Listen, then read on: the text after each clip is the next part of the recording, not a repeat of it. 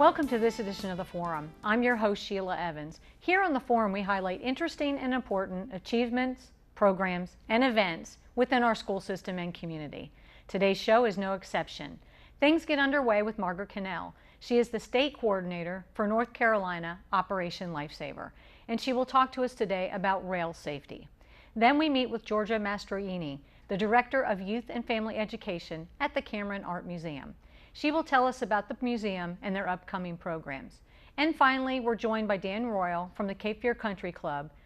He has all the details on geocaching, including what it is and how you can get involved. It's another great edition of the Forum, so stick around. We'll get right back with our guests after this short break.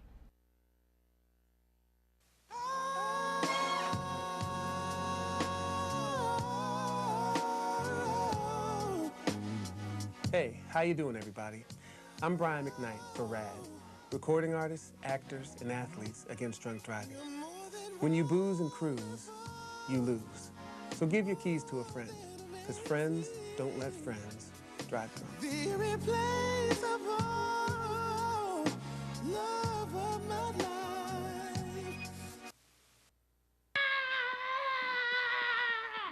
I'm a lion! Yes, you are. Come here. Let's see how this looks. Hey, how's my little horse? She's a lion. Yes, she is. You don't have to be perfect to be a perfect parent. When you adopt a child from foster care, just being there makes all the difference. I am joined by Margaret Cannell. She's the state coordinator for North Carolina Operation Lifesaver. And we are here today to talk about rail safety. What's the biggest issue regarding rail safety? In North Carolina, the biggest issue regarding rail safety is trespassing. And trespassing is any person who is not railroad personnel or law enforcement personnel. Railroad tracks are private property, and being on them is a misdemeanor, punishable with an up to $400 fine. And a lot of people don't realize that, so they treat the railroad tracks as a shortcut or a photo backdrop or a recreational area. Tracks are for trains, not for people. Well, that does make sense. What are your efforts in educating people on that message? Well, Operation Lifesaver is a national nonprofit organization. Okay. There's a state coordinator in every state of the union, okay. And so I'm the North Carolina Operation Lifesaver coordinator. What we do is we have a team of volunteers, Operation Lifesaver authorized volunteers, who make presentations on rail safety throughout the community. We have presentations for kindergarteners, for middle school, high school, driver's ed, professional drivers, school bus drivers, law enforcement, first responders, the general public. We have a presentation for everybody. We are promoting rail safety, encouraging people to stay off of railroad tracks and to exercise safety around crossings. And all of our efforts are available to anyone. All they have to do is ask, and they're free. So basically you do it through presentations? Absolutely, through presentations and billboards, some select advertising that's grant funded, but for the most part we're trying to get into the community and tell people the facts about rail safety. Are there areas of our state that are more prevalent than others or that need it more than others? Yes. In North Carolina, actually North Carolina typically ranks in the top 10 in the number of trespass accidents. Oh, okay. When I say accidents, actually trespass fatalities. We also ranked in 2014, we were 16th in the number of highway rail crossing, which involves a vehicle and a train. But with regard to trespassing, we have hot spots in Mecklenburg County, Guilford County, Durham County, and Johnston County. Luckily here in New Hanover County, we don't have as big a problem with trespassing.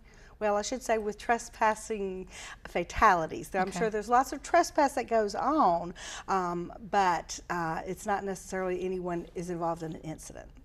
Why are people trespassing? I mean, is there some research in why they're doing it? Is it like you said, like the backdrop, or, Well, or they don't know? I think that people don't know. And Okay. people also assume that railroads are public property. Like it's a sidewalk. Right. They're not. They're private property. They are Gotcha. owned by the railroad company, or in North Carolina, they're owned by the North Carolina Railroad Company Okay. for the most part. But people assume that they have all access to a railroad track, and that they can use them for whatever they please. They also think they'll be able to hear or feel or see a train coming. Trains now are much quieter, much longer, and much faster. An Amtrak train will go about 90 miles an hour.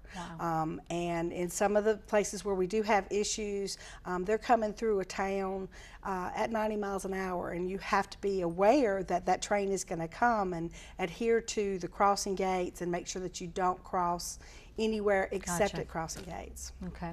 How many rail crossings do we have in New Hanover County? You know, I didn't even look.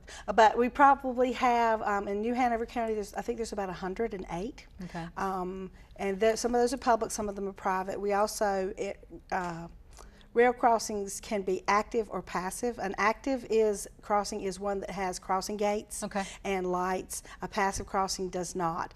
Interestingly, the majority of highway rail incidents happen at active crossing gates, crossings where there are crossing gates. And a lot of times people get in a hurry and think they can go around the crossing gates and beat the train. You probably won't beat the train. Generally, when the crossing gates come down, you have 17 to 20 seconds before the train is there. Not before you see it, but before it's right in front of you. And that's not a lot of time, even for an experienced driver, to try to weave around crossing gates. So it would be pretty obvious which ones are active. Yes, an active crossing will have flashing lights, gates, multiple signs. Another thing that every crossing has in the United States as of September 1st, 2015, every crossing is required to have an emergency notification system sign. In most cases, it's going to be a blue and white sign. It will be on the crossing sign post. Okay. If you are in an incident, you're stalled on the tracks, or something is malfunctioning with the tracks, you can call that number. There's an 800 number on each of those signs. Call the number, say I'm at crossing whatever, and this is my incident. It can save a lot of lives by alerting the train that there's something going on at that crossing. The gates might be not working, there might be trespassers, there may be people on the tracks, there may be a vehicle stalled on the tracks. And it lets the train know that there's something ahead they need to be aware of. Very good. It's a valuable service. We talked about the presentations. Can anybody request them? Absolutely. If you'll go to www.oli.org, you can request a safety presentation. And again, if you happen to be watching this and you don't live in North Carolina, there's an OLI in your state as well. We also are actively seeking volunteers. It's a very easy volunteer process. You just have to be willing to make presentations to people with supplied information. What type of groups request most of the presentations? In a lot of times we do them for driver's ed classes, which is very valuable. That is. Because that age group, youths around 15 to 25 or so, are a lot of the people that take the chances. May not realize that that train is a lot bigger than them and it's a lot closer than them. They're also the people who might be willing to trespass. So driver's ed classes are really good. Professional drivers are really good. We do a lot with law enforcement, but again, anyone who lives in an area that has a railroad track can benefit from a presentation. Okay. So a lot of good information. So if people want to be a volunteer presenter, what do they need to do? Again, go to www.oli.org and you can sign up to be a volunteer. There's a short online class that you take, very easy, and then there's another component where we sort of test you to make sure that you're ready to go out and make the presentation, and then we provide you with the materials and you're on your own. Awesome. Well, Margaret, thank you for sharing that information. It's pretty scary to think, would you say 15 to 17 seconds till they're there? Yes, exactly. Wow. 17 to 20 seconds before the train is 17 to 20. there. Wow. And again, every 3 hours someone is hit by a train. This year in North Carolina, as of today, 4 people have been killed by trains trespassing, and a fifth person has died as a result of injuries received in a highway, in a rail vehicle collision. Wow. Well, again, thank you for that information, and we'll be back in a few minutes right after these messages.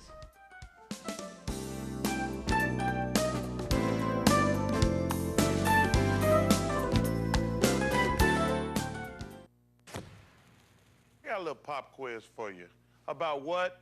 Me. What do I have a hard time keeping shut?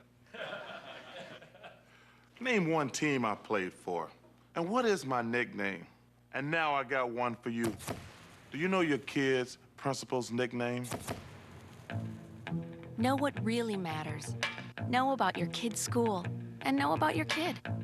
Find out 100 ways to know more, do more.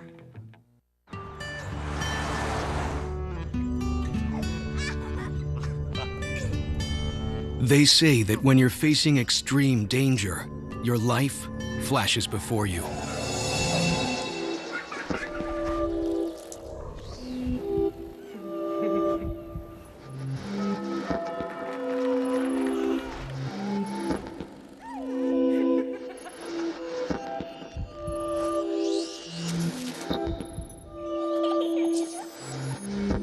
If you think that's sad, consider facing it before you even have enough life to flash before your eyes. Car crashes are the #1 killer of children 1 through 13. Deaths and injuries can be prevented by using the right car seat. Visit safercar.gov/the-right-seat to know what is appropriate for each age and size. My next guest is Georgia Mastroini. She's the Director of Youth and Family Education at the Cameron Art Museum. I know we're kind of jumping ahead, it's feeling like spring and summer. Share with us some information about classes and workshops that you guys will have going on. Great. Well, the Museum School offers classes and workshops throughout the year. So right now we're about to roll out our spring session. Yay! And the registration will open up this Sunday, which is going to be March 14th. And we're going to have our general after-school classes, which this time around will include a children's class specifically based on Antoni Gaudí. So we're going to be learning all about art through some of his ideas, which is really exciting and fun. And then we have a lot of wonderful local teaching artists who are going to offer many other classes, both for children and adults, weekend workshops for people that can't commit to maybe 6 weeks of a class, and just lots of different things going on. Okay. Tell me about the family days that you have at the Art Museum. Our family days, we call them Kids at Cam, and we offer them once a month. They're usually on the third Saturday of each month from 12 to 3. And with those days, we try to make the museum accessible to everybody in the family, all ages. So it includes gallery admission, and we always have different art projects, and we often incorporate different local artists. We try to expose the kids to dancers and puppeteers and performers of all kinds. So it's not just visual art. We try to branch out into all forms of art. And we have one that we're very excited about coming up on April 16th, which is called our Summer Rollout Outdoor Kids at Camp.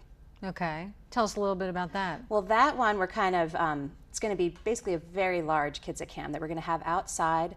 We're partnering closely with Museum School because we want to use it as an opportunity to promote a lot of the summer programming that we have coming up, specifically for youth and for children.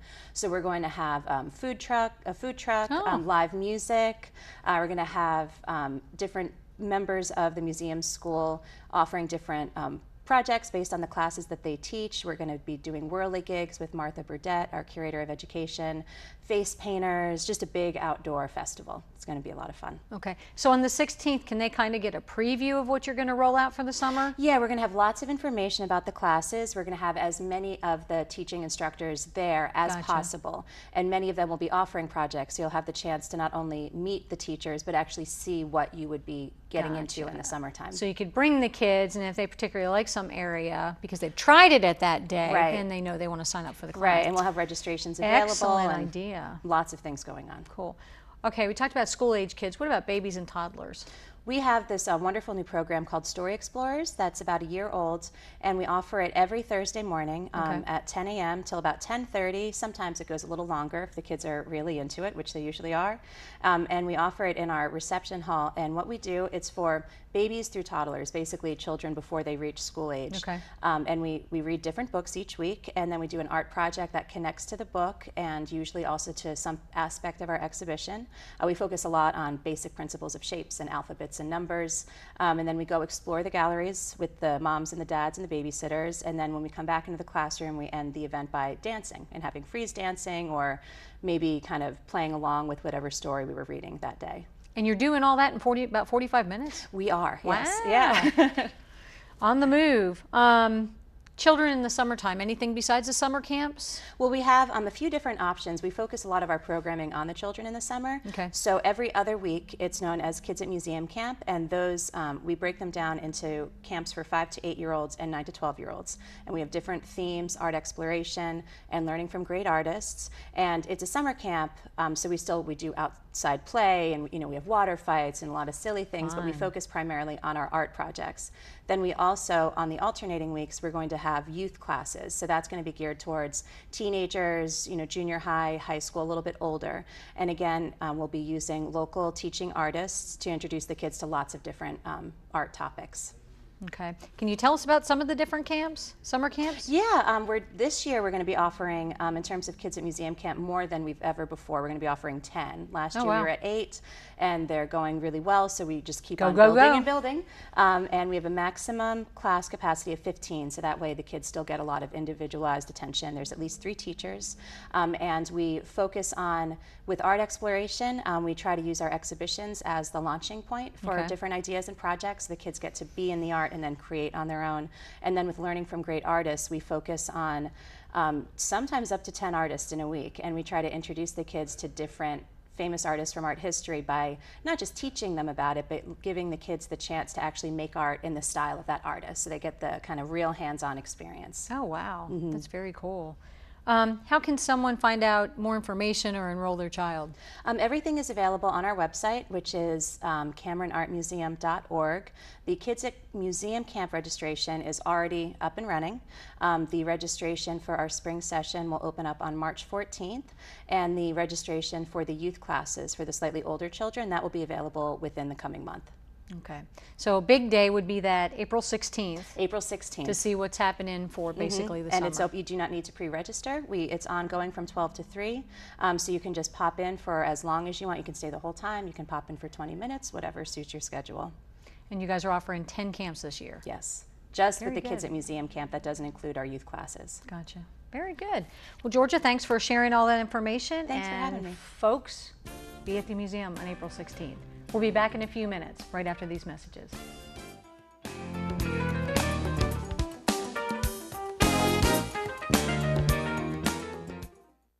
Oh my God! John!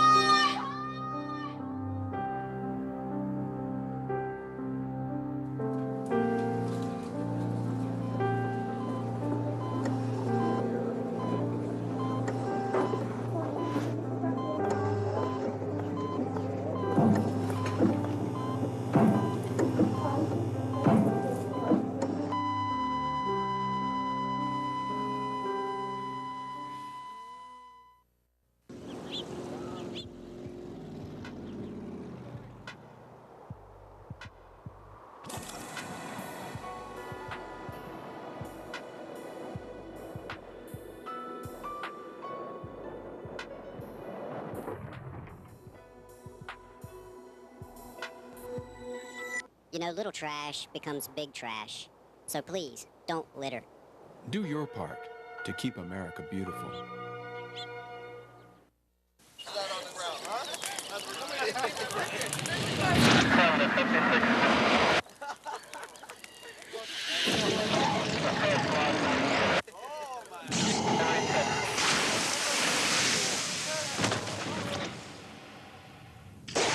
Each year, thousands are senselessly killed by people with no criminal record at all. People like you.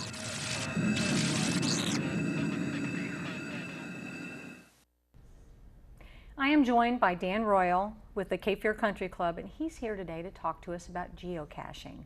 Dan, like me, I'm sure a lot of people don't know what geocaching necessarily means. Can you explain it to us? Sure. It's basically a high-tech game of, well, I was about to say hide and go seek, but treasure hunting. Oh, okay. Uses GPS, global positioning satellites, to locate boxes or some kind of container that someone's hidden somewhere, and then you find them and log your visit and tell everybody what you found and how you found it. And it's nice because it gets you out into the locations where you don't usually go, and you can discover new areas in your own community and other places you're visiting. So who's hiding this geocache? It's really a community-based group. It's the community of geocaching, they hide their own geocaches. So there's no real central organization. There's a website that you go to that sort of keeps track of everything, but the people who are playing the game actually hide the geocaches. Myself and my children have hidden 4 or 5 geocaches. Oh, wow. Wilmington itself has probably over 1,000 geocaches, and worldwide there's several million geocaches. Wow. So how does one find one, and what do you do with it when you find it? Well, the first step is to go to geocaching.com and set up an account. It's free. There's a premium account as well, but you can do everything you need to do with a free account. And then you load up the app on your phone, and you're ready to get started. You'll search for geocaches in your area, and once you find one that you want to look for, it'll give you the coordinates, it'll show it to you on a map, and it also has a little compass that'll kind of point you in the right direction. And it'll get you in the general area, it'll get you within probably about 6 or 7 feet of it, and then you got to kind of turn on your geosenses and figure out what you're looking for. You kind of look for things that are out of place, maybe a stack of sticks that doesn't quite look right. That's pretty cool. And then you find the geocache, and inside the geocache, there's usually a log book, and so you can physically sign the log. You also digitally sign the log on the website. The larger geocaches usually have little trinkets, toys, just about anything in it. We usually bring a bag of just little stuff to put in it to reload the geocaches. The kids like to trade out stuff. Oh, fun. I was going to say, are there different kinds? Absolutely, absolutely. There's physical geocaches, and then there's virtual geocaches. The virtual geocaches take you to a place, maybe a place that you can't hide a geocache, and so that's actually how I found the Venus flytrap garden behind Alderman School, was through geocaching, because there was a virtual cache there.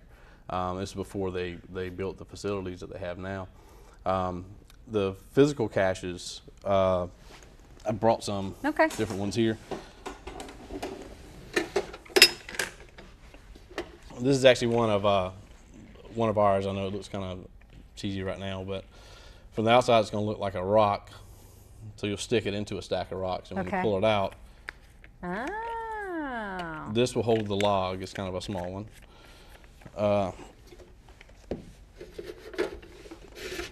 You find these a lot. It's a magnetic key holder is all it is, and actually this is just like one of the ones, one of our hides that we have over at the airport. The observation area of the airport has metal benches, so it's just big enough to hold a logbook in it.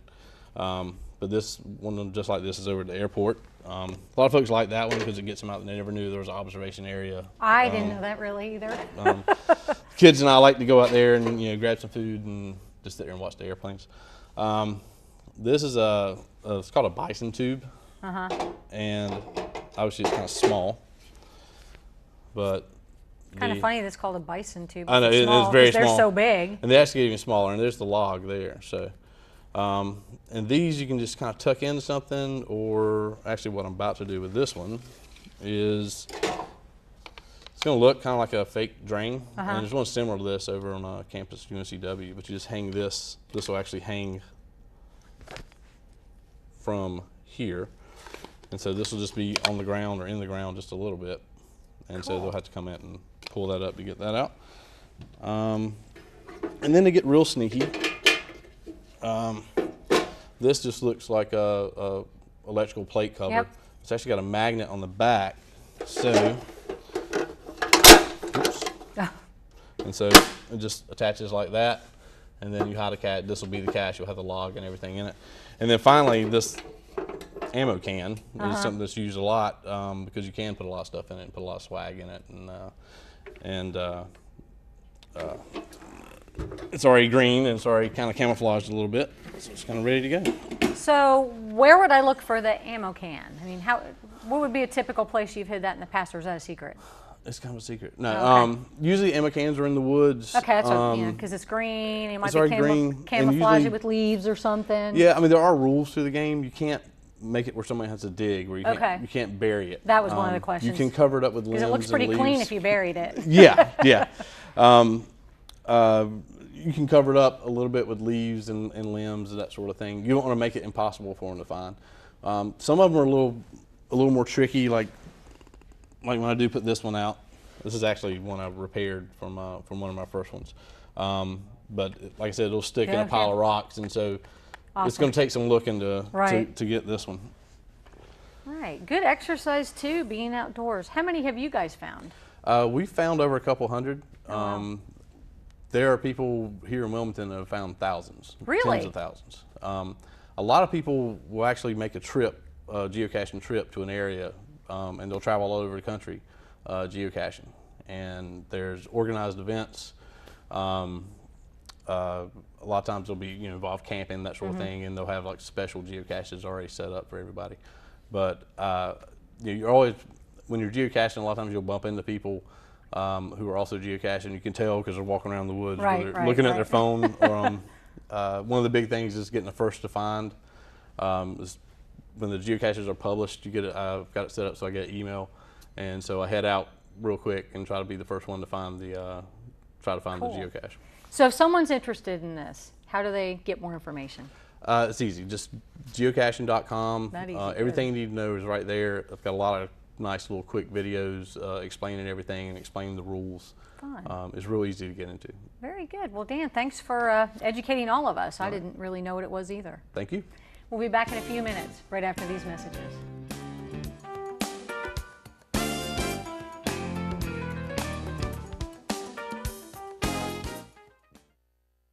There are 16 million children struggling with hunger in America. That's 1 in 5 daughters, sons, neighbors, and classmates who don't know where their next meal is coming from. Yet billions of pounds of good food go to waste every year. It's time we do something about it.